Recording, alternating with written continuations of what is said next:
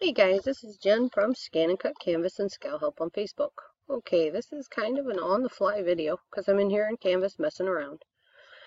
Now, how to flip these things so that you can get them to actually make a correct border where it stands at 90 degrees, okay? With this item, this border piece highlighted, come over here. This is on the Edit tab, and we're going to type in 90 and we're going to hit Enter, okay? So now we can successfully place this one, okay? Get it to wherever you think you like it. Okay, now I'm going to highlight this one. And what I'm going to do is I am just going to come here and I'm going to flip vertical. And I'm going to pull it straight down. Okay. Get it to where I think it looks okay. Let me make sure I have enough here. Nope. Understand I have the window, or I have an HP Envy, and I work on Windows 10. My keyboard shortcuts do not exist. Okay. All right, so here I'm going to show you this. Enter. Okay, so well, that's it the wrong way. I need it to flip the other way. That's fine. You just come here to flip and do a mirror. That'll give you what you need. And yes, you can do the angle at whatever, but if you don't want to do any math skills early in the morning, you can just do it that way. Okay. This one I am going to make it a little bit longer. Okay. So now if you like how everything looks, you can highlight it all. I don't think I caught that bottom piece. Nope, I didn't. And we're going to do a weld. Okay, so that put everything together cool. All right. So if you want, you can go ahead and cut that as it stands. Okay, so there's your nice 12 by 12 bordered window. Okay, so let's say I'm going to shrink this down. What if I want to make an aperture with this for a card? Okay. Well, let's come up here and pull out our rectangle card base. Okay. So let's say I want an aperture cut out, but I actually want to layer it, meaning I want this cut out, but I want it cut out so that it sticks out. I want some scallop sticking out below this actual piece that I'm going to apply on top. So it's going to have a layered look. How in the dickens am I going to do that? Well, let me show you. Okay, this is one thing I also want to show you. Okay, this big box, you know, in Canvas, this always happens. Your little pieces always go behind your big pieces. It's just a fact of life. Okay, so how to fix this? Well, go to your layers and you can turn off the eye of the big box. That will allow you to just work on the small stuff. Or if push comes to shove and you don't feel comfortable turning the eye off, say you've done it before and you've left it off and you forgot about that piece, okay, what you can do is you can come over here to the layers again, just tap. So I just tapped once on my left mouse key, okay.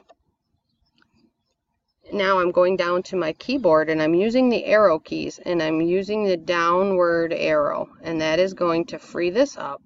It's going to clear it from that so that I can bring my mouse down here. I can grab on it, click and drag it down. Okay. All right. Let's see. And then you can also go in and rename your things by coming up here to the shape, double clicking. So you have card base and aperture now. Okay. All right. So now how am I going to do this? Well, what you can do is you can shrink this down. Okay, you can make a big piece right now. You can come up here, and again, I do not have keyboard shortcuts available to me. Okay, so now I have exact duplicates of this. Okay, I can come over here. I can click resize. Okay, I can do it that way. I can come in and check what that's going to look like. Okay, see if I'm happy with it. All right, and I can do the center so that they're nice and centered, and that is effectively what it will look like on my card. Okay, all right, so just like that. And again, with it being not filled, that's where I have a problem. Okay, so now I can come in here and I can fill this if I want. So it's going to show me what it's going to look like. Okay, so let me fill this one. Let's take the slider up so I can pick out my color. Oh, stop doing that. It doesn't want to work today. Let's try this one. Okay. Alright, so now, and let's put, there's a, oh, come on, you silly thing. Where's my arrange? I don't have an arrange on, no. Down here, arrange, bring to front. There we go. Okay, so that is how it'll look. So I'm happy with that. Okay. But now I need to get my pink back up here. Okay, so I did that utilizing just the size buttons. Okay, using this resize right here. Okay, so now what I want to do is I want to come in here. Okay, make sure they're both highlighted and selected. I'm going to come in here and I'm going to do a subtract because I need to subtract that from the card. Okay, and as you can see, what is wrong with that? I know that if I go to cut that, that is going to cut that line out, and we don't want that. So our saving grace, easiest way to do is to double click.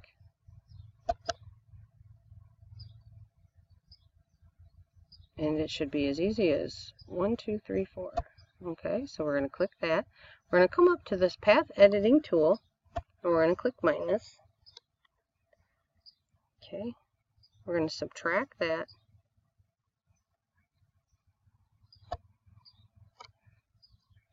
We're going to subtract.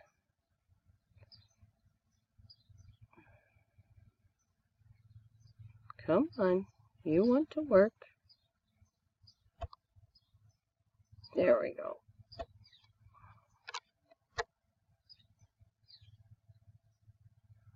And sometimes it takes forever and a day.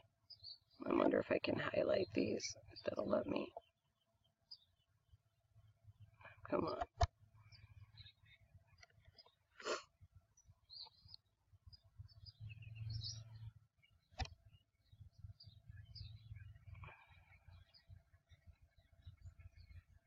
Node editing in Canvas does take a bit of time, okay? So don't get frustrated. But what we're doing is we're just going after these nodes that sit along this outside path. Okay, those are the only ones that you want to get rid of. So what we're effectively doing is erasing or removing that line. Okay, don't go after any of the nodes on the inside. That'll skew your shape badly.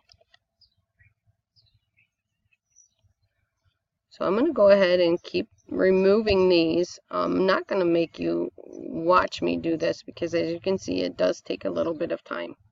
Okay, there we are. That is finished.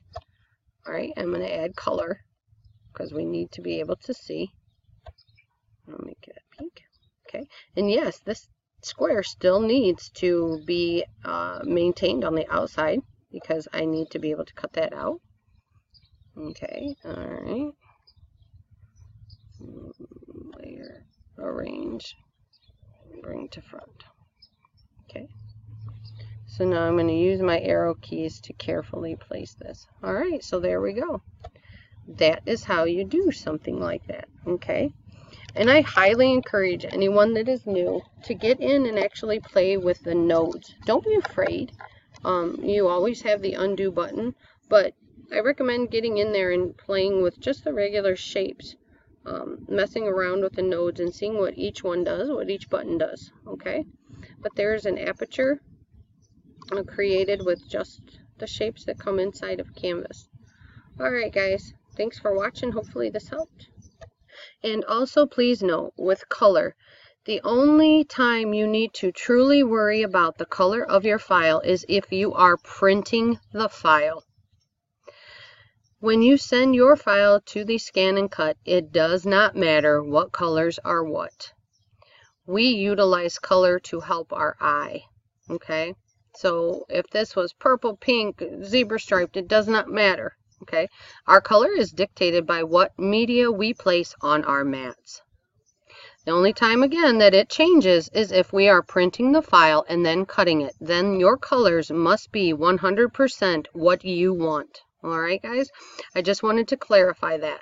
But again, utilizing Canvas, I recommend using color so that you can see what position your file lays in. So like when I put this green piece up here, it went underneath of this piece, okay? So in order to see it, I needed to add color, okay? Again, before you send this to your stick, make sure you separate it so that when it gets to the ScanNCut, that it's not laying on top of each other, so that you have individual pieces. So if I was to download this, I would put this right here, leave that up there so that I could put my whatever color piece of cardstock right here, and then this piece of card right up there, okay? I tend to go in the 6x6 grids, so you have 4 6x6s or 2 6x12 pieces, all right? Okay, guys, have a great day.